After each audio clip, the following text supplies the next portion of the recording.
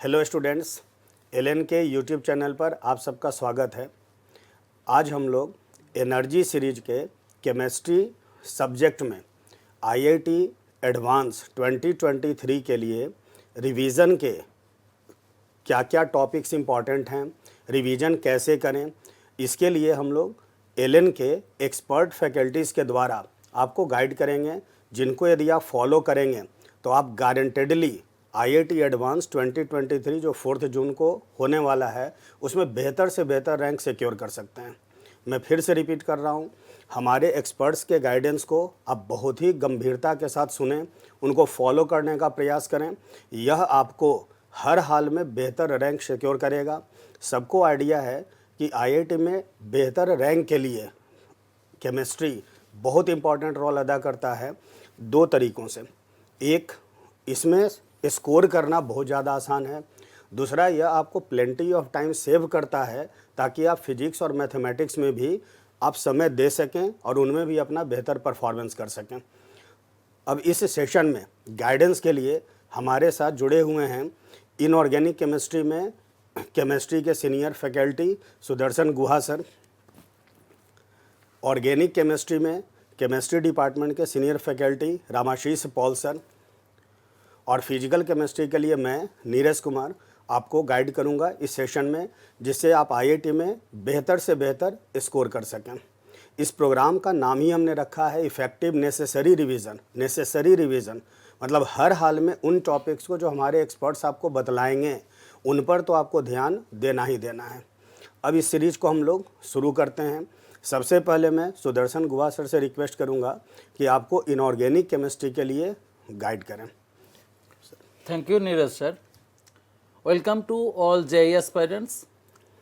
आपको मैं inorganic chemistry को किस तरीके से गाइड करना है वो मैं आपको बताऊंगा कि what to do what not to do.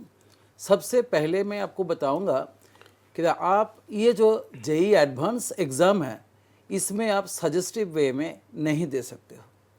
It is not that kind of exam कि ये टॉपिक आपने पढ़ के चले गए तो फिर उनमें से क्वेश्चन आ गया आप जीत गए।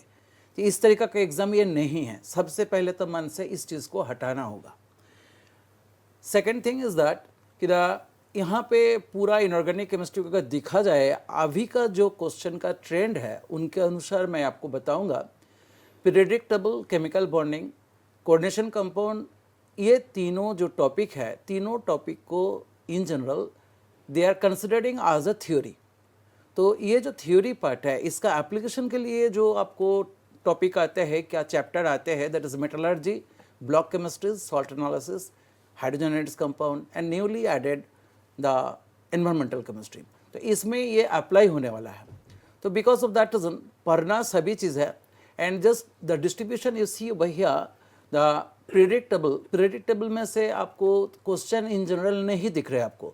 2018 से लेकर 2022 तक की अगर हम लोग बात करें तो एक ही क्वेश्चन प्रेडिक्टेबल से आया था। मतलब क्या है कि the predictable that is consisting of the basic concepts and which is going to be applied everywhere. तो because of that reason exactly predictable से कोई क्वेश्चन बहुत ज़्यादा यहाँ पे नहीं आता है क्योंकि इसका एप्लीकेशन ज़्यादा होने लगा। एंड सिमिलरली यू सी वही यार केमिकल बॉन्डिंग में भी आपको ये पूरे सालों में आप 4 ही क्वेश्चन आए थे। एंड फिर वही बातें आ रहा 2018, 19 एंड 20। यही यहाँ पे देखिए आप केमिकल बॉन्डिंग के 11th पोर्शन से 4 क्वेश्चन है और 12th पोर्शन से 1 क्वेश्चन है और 22 में 1 आया। कुल मिला के हम लोग बताऊंगा कि इनका एप्लीकेशन जो ब्लॉक केमिस्ट्री में है वो उधर जा रहा है, बेसिक केमिस्ट्री यहाँ से ले रहा है, अप्लाई दूसरी जगह में कर रहा है। इसलिए आपको ऐसा लग रहा है कि द केमिकल बॉन्डिंग शायद अनइम्पोर्टेंट है, but it is not like this. It is unimportant, rather it is the heart of the chemistry and without that one you can not go ahead. And similarly coordination compound is one of the chapter जिसमें number of question density just you check it बहुत ज़्यादा है। तो आप दिख ही रहो यहाँ पे 2018 में 4 क्वेश्चन, 19 में 1 क्वेश्चन, 20 में 2 क्वेश्चन, 21 में 3 एंड 22 में 1।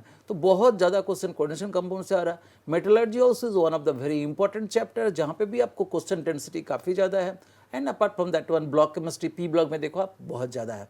तो वहीं केमिकल बॉन्डिंग का सबसे ज़्यादा अप्लाई करने का जो जगह है that is a P block. It is a huge starting from the boron family से लेकर आपको ग्रुप 18 तक की जो बातें हैं तो इट इज़ ह्यूज एनफ, तो वहाँ पे केमिकल बॉन्डिंग अप्लाई होने का चांसेस भी ज़्यादा है, क्वेश्चन भी ज़्यादा आता है। Salt analysis is another one जी। ये salt analysis and block chemistry ये दोनों बिल्कुल इस तरीके से मतलब ओवरलैप सिचुएशन में आते हैं, and because of that reason you can not go for the suggestive way. And one thing मैं लास्टली मैं बताऊंगा कि the hydrogen and its compound, a block and environmental chemistry, ये तीनों चैप्टर छोटा छोटा है, एंड ये तीनों chapter this year added first time. तो उम्मीद है कि इस तीनों चैप्टर से क्वेश्चन आने का एक एक क्वेश्चन भी अगर आ भी जाए तो then also I can tell you कि बहुत ही नंबर ऑफ पेजेस बहुत कम होते हैं उसमें, इतना ही आप पढ़ते हुए आप बहुत आसानी से इनमें से स्कोर कर सकते हो है। और बाकी इम्पोर्टेंट सभी है, एंड उस तरीके से आप पढ़ते रहे, और बाकी जैसे आपको पढ़ाए गए यहाँ पे, और बाकी आपको क्या बोलूँ, जिस तरीके से एलन का गाइडेंस पहले भी हम लोग कर चुके हैं, तो फिर इन that way you go for the revision, है ना। फिर एक बात याद दिला देता हूँ कि just you count yourself, page after page revise ना करे, जस्ट यू एक पर्टिकुलर सब टॉपिक को टच करे, and you should be able to find it out within your mind, and आंख बंद करके देखे कि वो आपको आ रहा है कि नहीं आ रहा है। नहीं आ रहा है तो फिर एक बार दोबारा रिवाइज कर लीजिए, क्वेश्चन आंसर ज़्यादा करिए, and in that way you can do it, and just go for the next slide, and just you see over here कि कहाँ पे किस तरीके का क्वेश्चन आपको कौन सी ईयर में, सब्जेक्टिव कितना आया था, ऑब्जेक्टिव कितना आया था। 2018 में आप देखो यहाँ पे 6 ऑब्जेक्टिव आया था और सब्जेक्टिव आपको 2 आया था, उनमें से आपको इजी मीडियम टॉप का कैटेगरी भी आपको बना दिया गया, एंड उसमें भी reaction based and theory based वो बात भी क्लासिफिकेशन भी दे दिया गया। एंड सिमिलरली 19 में भी देखो आप, ऑब्जेक्टिव 8 है, सब्जेक्टिव में 3 है, एंड किसी साल में थोड़ा ज़्यादा, किसी साल में थोड़ा कम, राइट, ये चलते रहता है। एंड ओवरऑल अगर पूरा डिस्ट्रीब्यूशन देखे तो ऑलमोस्ट 1/3 तो आता ही है। तो पहले कम, बहुत पहले की बातें करें तो उसी समय इनऑर्गेनिक कम आता था थोड़ा बहुत, लेकिन अभी लास्ट 10 ईयर्स की बातें करें, लास्ट 10 ईयर्स में भी अगर आप देखा जाए तो in that cases also inorganic का कंट्रीब्यूशन इज 1/3 और समटाइम्स 40% तक भी चले जाते हैं। So because of that reason don't you take it very lightly and go ahead. I hope it will be very helpful to you. Now, I am requesting Ramasis Paul sir to continue the same for organic chemistry. Thank you, Goa sir. Students, hello students, how are you? I hope everybody is very fine. आज हम आपको organic chemistry के लिए guide करेंगे, and आप लोग में बहुत सारे बच्चे इस टाइम में बहुत ज़्यादा परेशान होते हो कि ऐसा आपको लगता है कि जब मैं बहुत सारे रिएक्शंस पढ़ लिए, सारे रिएक्शंस का मैकेनिज्म पढ़ना चाहिए और नहीं करना चाहिए, कौन सा रिएक्शन का मैकेनिज्म इम्पॉर्टेंट है। जैसे गोवा सर ने बताया कि जो एडवांस में आप इस तरीके से कैलकुलेटिव वे में नहीं चल सकते, it's not a conventional type of exam. कभी हमने देखा मैकेनिज्म बेस्ड क्वेश्चन बहुत आया, कभी हमने देखा मैकेनिज्म बेस्ड क्वेश्चन काफ़ी कम है। तो how to get optimum result with giving minimum time, तो ये बहुत इम्पॉर्टेंट है और इसके लिए हम आपको गाइड कर रहे हैं। सबसे पहले let us look at the different distribution of different topics in organic chemistry.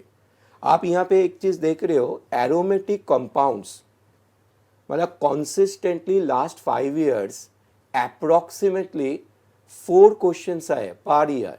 You can understand कितने इंपॉर्टेंट है ये टॉपिक। सो एरोमेटिक केमिस्ट्री में बच्चे को ये रहता है कि जैसे क्या आता है। आपको एक चीज़ बता दूँ, जो आपने देखेंगे कि एनसीईआरटी में हर चैप्टर्स में एरोमेटिक केमिस्ट्री का कुछ पार्ट दिया हुआ है। फॉर एग्जांपल्स अल्कोहल ईथर के बाद फेनॉल दिया है। फॉर एग्जांपल्स एल्डिहाइड कीटोन में बेंजाल्डिहाइड का प्रिपरेशन, बेंजाल्डिहाइड का रिएक्शन दे दिया। सो इसका इम्पोर्टेंस बहुत ज़्यादा है। जैसे आपको बता दूं, जैसे फेनॉल प्रिपरेशंस करके उन्होंने ड्रग्स बना दिए। कोल्बे रिएक्शंस आप जानते हैं, राइमाटिमन रिएक्शन कितनी इंपॉर्टेंट होता है। सो उधर अपने नाइट्रोबेंजीन प्रिपरेशंस करके उनको रिडक्शन करके एनिलीन बना के, फिर डायजोटाइजेशन करके बेंजीन डायजोनियमाइन बना के, फिर अलग अलग रिएक्शन कर दिए। कभी वो मोनो सब्सटीट्यूटेड बेंजीन बना दिए, कभी वो डायजो कपलिंग करके एजोडाई बना दिए। So this are the very important points, ये आपको पढ़ना चाहिए। और उसके बाद फिर आप देखेंगे फ्रीडल एल्काइलेशन करके उसको अल्काइल बेंजीन बना के फिर ऑक्सीडेशन कर दिए, फिर उसमें डिफरेंट एस्टरिफिकेशन करा के पॉलीमर्स एक बना दिए। मतलब इस तरीके से मतलब अलग अलग रिएजेंट यूज करके मल्टी स्टेप में रिएक्शंस करके कैलकुलेशन बीच में डाल देता है। मोल कॉन्सेप्ट का कॉन्सेप्ट एकदम बेसिक कॉन्सेप्ट जे 50% यील्ड में कितने अमाउंट ऑफ प्रोडक्ट बने। सो इस तरीके से क्वेश्चंस आपको गो थ्रू करना चाहिए। Point number 1। Point number 2, one chapter consistently, एक चीज दिखाई दे रहा है इसमें, वन चैप्टर कॉन्सिस्टेंटली एक क्वेश्चन आ रहा है, दैट्स कॉल्ड बायोमोलिक्यूल्स। आपको पढ़ना क्या है? आपको पढ़ना है कार्बोहाइड्रेट्स एंड एमिनो एसिड। एक question either amino acid may be preparations by Gabriel Thalliamite process, may be preparation by HVZ process, may be उसका reactions, peptide linkage का structure, आप जानते हो कितनी important होता है। फिर कार्बोहाइड्रेट में ओपन चेन स्ट्रक्चर का different oxidation reaction, reduction reactions, फिर आपका साइक्लिक स्ट्रक्चर आ गया, और ऐसा ही क्वेश्चन आ रहा है। सो इस तरीके से स्मॉल टॉपिक्स जो अगर आप करके जाएंगे, और ये क्वेश्चन बेसिकली वो कंप्लीटली कार्बोहाइड्रेट रिलेटेड होते हैं, जिसमें और इधर उधर रिलेशंस नहीं देते हैं, अलग टॉपिक नहीं आता है। सो इसमें आपको करना चाहिए ये टॉपिक। एंड इस बार DNA and RNA particularly advance में इंक्लूड हुआ। मेरे को लगता है nucleoside, nucleotide and DNA RNA का जो हेलिक्स स्ट्रक्चर्स जो होता है उसके ऊपर क्वेश्चन आ सकते हैं, आप उसको अच्छे से करिए। फिर हेलोजन डेरिवेटिव में काफी क्वेश्चंस देखने को मिलता है। सब्स्टिट्यूशन एलिमिनेशन, यू नो कि this is so important. And Grignard बना के डिफरेंट ग्रिग्नट का रिएक्शंस करा के और रिएजेंट्स में फोकस कीजिए। आप देख रही हो कार्बोनिल कंपाउंड, कार्बोक्सिलिक एसिड, इसमें रिएजेंट्स जैसे डिफरेंट ऑक्सीडाइजिंग रिएजेंट हो गया जो कार्बोनिल कंपाउंड बनाता है, डिफरेंट रिड्यूसिंग एजेंट हो गया जो अलग अलग फंक्शनल ग्रुप को कन्वर्ट कराता है अल्कोहल में।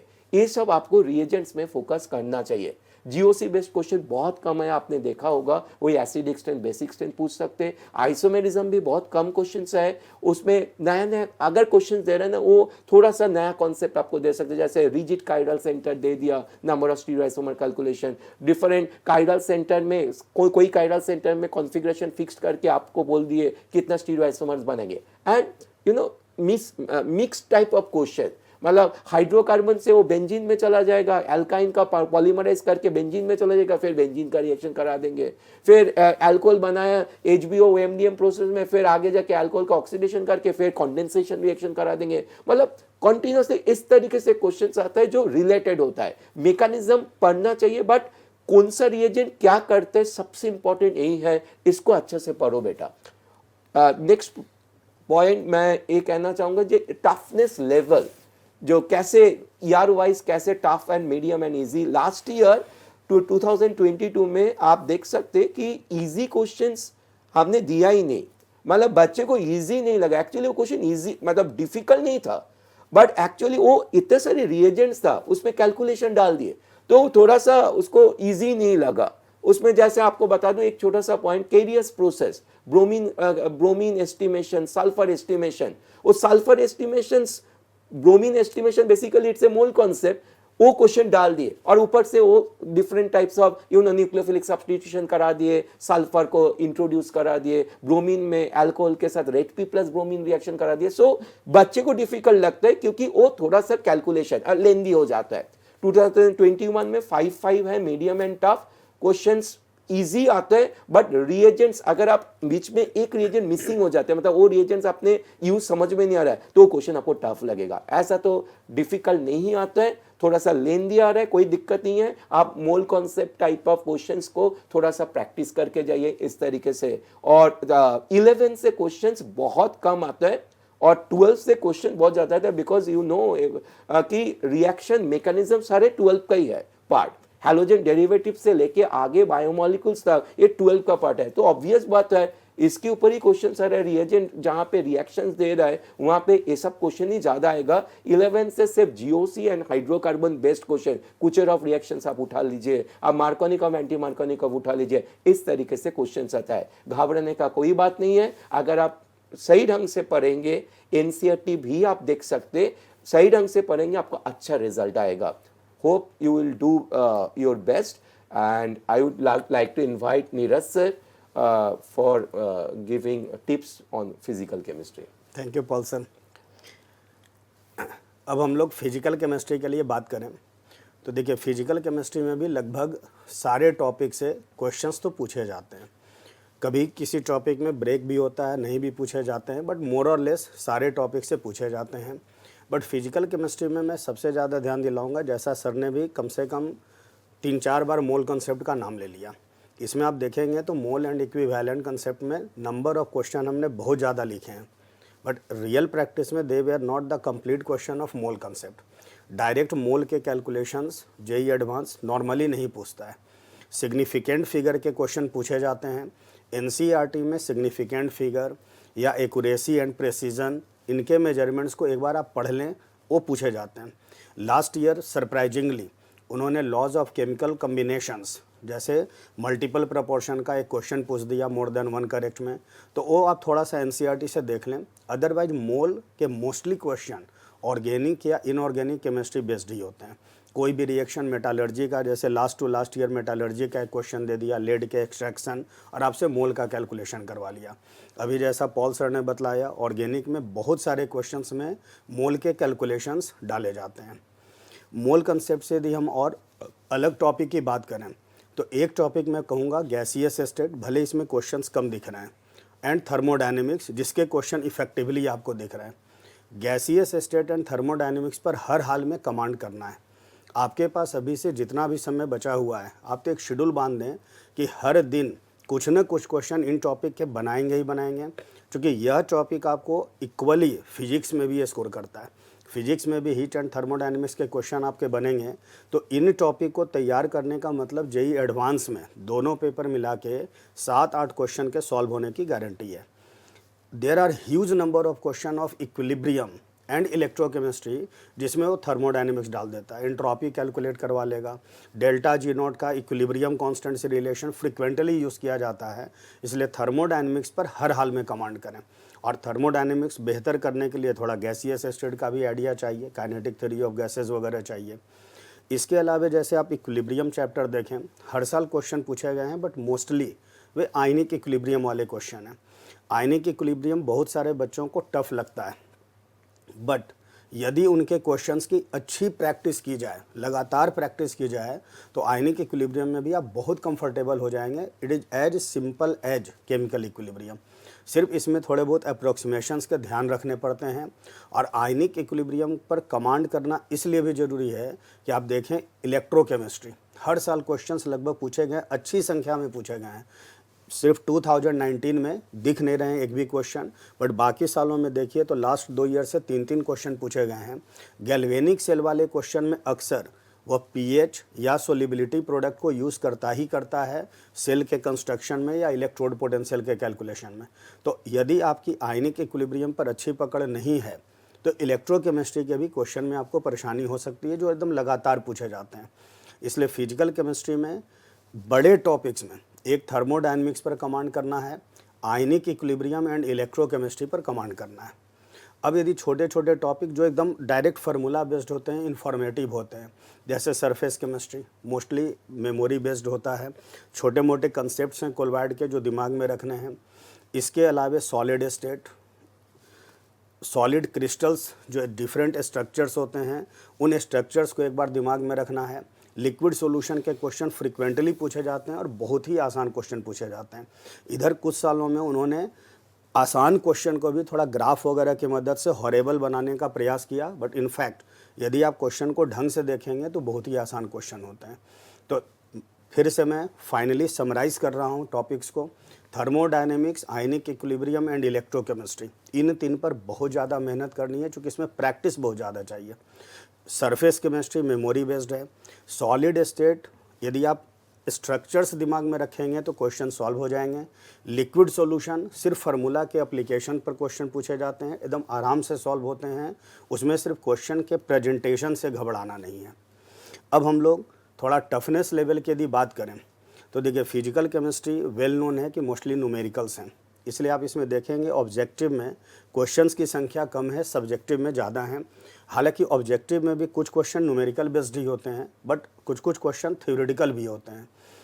इजी मीडियम टफ में हम लोगों ने इजी कैटेगरी में क्वेश्चन इसमें ज़्यादा डालें, टफ वाली संख्या हमारे लिए कम है, क्योंकि मोस्टली क्वेश्चन यदि आपको फार्मूला या कंसेप्ट पता है तो सॉल्व हो जाते हैं। इसमें मल्टी कंसेप्ट वाले क्वेश्चन, जैसे जो ऑर्गेनिक केमिस्ट्री की सबसे बड़ी समस्या है कि एक ही क्वेश्चन में 8 रिएजेंट उन्होंने दे दिया। आई थिंक सर ऐसा ही हो रहा है। yes, sir. तो It उन happens. हाँ, तो उन स्थिति में क्या है कि आपको 8 रीएजेंट का एक्शन या एक तरह से 4-5 चैप्टर पर अच्छी पकड़ चाहिए। फिजिकल केमिस्ट्री में शायद उतनी बेदर्दी से वो लोग मिक्स नहीं करते हैं टॉपिक, तो मोस्टली फार्मूला पर 1 या 2 स्टेप में बन जाते हैं जेई एडवांस के भी क्वेश्चन, इसलिए इजी कैटेगरी वाले ज़्यादा हैं। सिर्फ इसमें प्रैक्टिस अच्छी चाहिए क्वेश्चंस की। कैलकुलेशन बेस्ड तो है ही हैं इसमें क्वेश्चन। 11 और 12 में आप देखेंगे तो लगभग इक्वल सा है वेटेज। 11 का थोड़ा सा इसलिए ज़्यादा है कि थर्मोडायनेमिक्स वो फ्रिक्वेंटली यूज़ करता है, प्लस चूँकि मोल कंसेप्ट वाले क्वेश्चन जो ऑर्गेनिक इनऑर्गेनिक बेस्ड हैं वो भी हमने इंक्लूड कर लिए हैं, तो आपको यह थोड़ा ज़्यादा दिख रहा है। यह होगी फिजिकल केमिस्ट्री की बात। अब हम लोग एक दो छोटी चीज़ों को और डिस्कस कर लें। सबसे पहले मैं गुहा सर से जानना चाहूँगा कि सर इनऑर्गेनिक के प्रिपरेशन में एनसीईआरटी का जेई एडवांस में क्या रोल है और पढ़ने के बेहतर सोर्स क्या हो सकते हैं जिससे बच्चे इनऑर्गेनिक में और अच्छा कर सकें। एनसीईआरटी सब कुछ नहीं है, पढ़ना तो ज़रूरी है ही, लेकिन एनसीईआरटी सब कुछ नहीं है। आप जितना जेई मेन के लिए तैयारी करके रखे हैं उन्हीं का सपोर्ट में ही आप चलते रहें। बाकी जो आगे दिशा हम लोग बता के रखा है उनकी हिसाब से चले और अपना दिमाग चालू रखे कि क्वेश्चन को पढ़िए, उनको फील को समझे, किस डेप्थ तक पहुँचे हैं वहाँ तक समझे बात को एंड उनके अनुसार आप बताइए।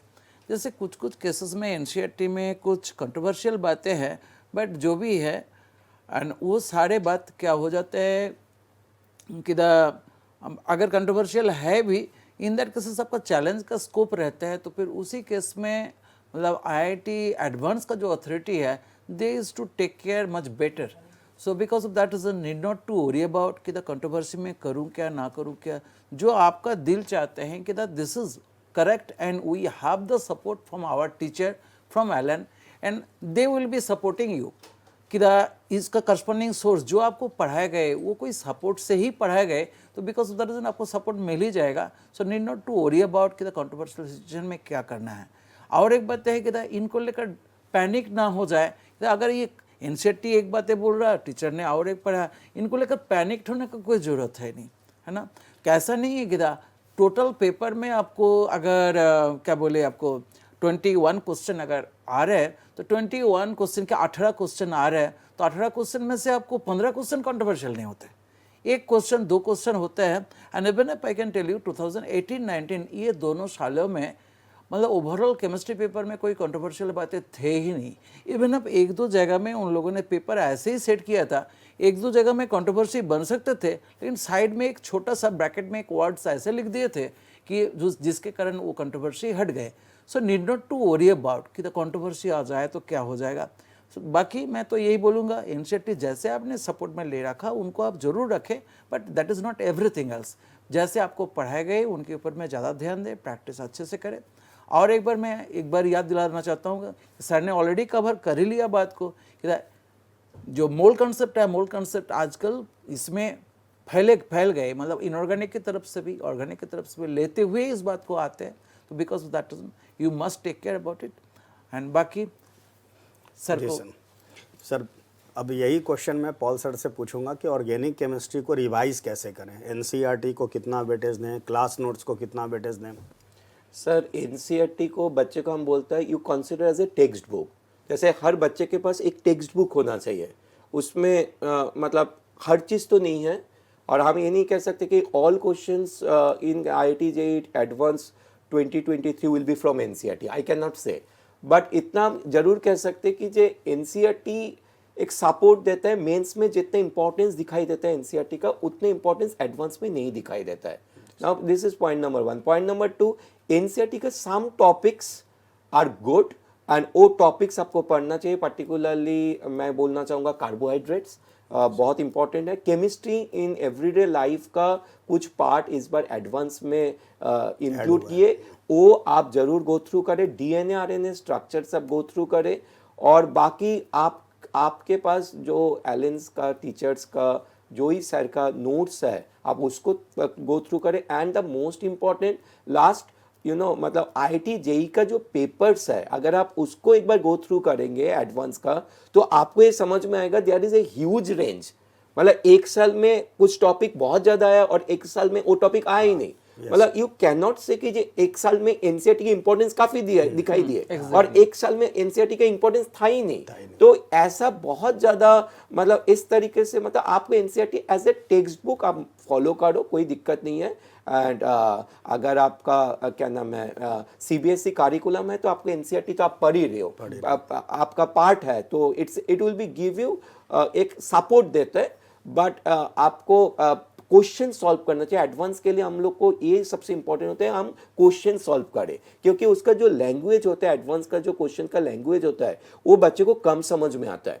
ऐसा मतलब अलग अलग टाइप ऑफ लैंग्वेज यूज करते हैं, तो वो आप जब तक वो चीज को नहीं पढ़ेंगे, सॉल्व नहीं करेंगे क्वेश्चंस को, तो शायद नया क्वेश्चन आपको शायद नहीं बनेगा। तो just go through the solving advance questions last at least 5 years, आप उसको सॉल्व कर सकते। एंड कुछ मेंस का भी बहुत अच्छा क्वेश्चंस भी आए जो एडवांस में भी वो थोड़ा सा दे दिया इस तरीके से। रीएजेंट मैं कंटिन्यूसली बोल रहा हूँ, जैसे एक पर्टिकुलर टॉपिक, जैसे सर ने कहा, नीरज सर ने, एक पर्टिकुलर टॉपिक फिजिकल में जैसे आता है, ऐसा ऑर्गेनिक में एक पर्टिकुलर टॉपिक से कोई क्वेश्चंस नहीं आता है। Mainly sir 80% question sir, most of them 80% question में 4 टॉपिक 3 टॉपिक तो मिनिमम होता है, तो वहां पे आपको कमेंट होना चाहिए, दैट्स इंपॉर्टेंट। एंड रिएजेंट्स, अलग अलग रिएजेंट्स अलग अलग, मतलब मैं एक छोटा सा एग्जांपल दूं, KOH plus Br2, KOH plus Br2 इधर आपका हॉफमैन ब्रोमामाइड भी रिएक्शन कर रहा है, कोई KOH प्लस Br2 ब्रोमोफॉर्म में रिएक्शन करा रहा है, तो वो इंपॉर्टेंट है। जो स्टार्टिंग कंपाउंड क्या है, अगर आपका दिमाग में चल गया KOH Br2 means Hofmann bromamide, वो गलत है। तो इसीलिए क्वेश्चन को सॉल्व करना बहुत जरूरी है। जो स्टार्टिंग कंपाउंड क्या है, उसी हिसाब से हम KOH Br2 को मानेंगे। सो रिएजेंट्स में फोकस करें, मेन रिएक्शंस में जो थोड़ा सा मैकेनिज्म है, थोड़ा सा उसमें फोकस करें, बस। आई थिंक इतना कर ले तो बहुत अच्छा रिजल्ट इस बात तो मैं एक बात ऐड कर देना चाहता हूँ सर, कि खास करके जो टॉपिक इस साल नया ऐड हुए हैं IIT JEE एडवांस के सिलेबस में, उनके लिए तो बेस्ट इज द, आप तो एनसीईआरटी का ही जो है वही आप फॉलो करें। Exactly, and that will be much better, क्योंकि उनके लिए एग्जैक्टली उन लोगों ने कितना बाहर जाएगा नहीं जाएगा इसके तो कोई आइडिया है नहीं। आपके पास एक ही सोर्स है, that is NCERT. So DNA RNA NCERT मैंने एग्जैक्टली, जैसे हमारी एनवायरमेंटल केमिस्ट्री, एनवायरमेंटल केमिस्ट्री का तो और कोई सोर्स है नहीं, so better you should go only for that NCERT. Sir please. Yes sir, similar thing मैं फिजिकल केमिस्ट्री के लिए बोलूँगा। NCERT as a text book तो आपको देखनी ही है। जो याद करने वाले पॉइंट्स हैं, सॉलिड के थोड़े बहुत स्ट्रक्चर्स या memory based electrical magnetic property, surface chemistry, वो नॉर्मली एनसीईआरटी से ही आते हैं। बाकी फिजिकल केमिस्ट्री में जैसा मैंने पहले भी बोला हुआ है, ज़्यादा से ज़्यादा आपको प्रॉब्लम प्रैक्टिस करनी है। जिन प्रॉब्लम्स में आप फंसे, जो क्वेश्चन आपसे नहीं सॉल्व हो रहा है, उनसे रिलेटेड आप कंसेप्ट, उनसे रिलेटेड थ्योरी ज़रूर रिवाइज़ करना। अब वो रिवाइज़ करने का सोर्स बेहतर है आपका क्लास नोट्स हो या एनसीईआरटी बुक है सपोर्ट सिस्टम के लिए, तो वह है। फ्रेंड्स, उम्मीद करता हूँ कि आपको इस सेशन से बहुत ज़्यादा आइडिया लगा होगा और आप बहुत ज़्यादा बेनिफिटेड फील कर रहे होंगे जो हम लोगों ने अभी गाइडेंस दिया। इसी तरह का सेशन डिफरेंट टॉपिक्स में भी ऑलरेडी यूट्यूब चैनल पर हम लोगों ने डाले हुए हैं, आप उनको भी देखें, ताकि हर हाल में आप JEE एडवांस 2023 में बेहतर से बेहतर रैंक सिक्योर कर सकें। All the best, wishing you a very very bright future ahead. Thank you.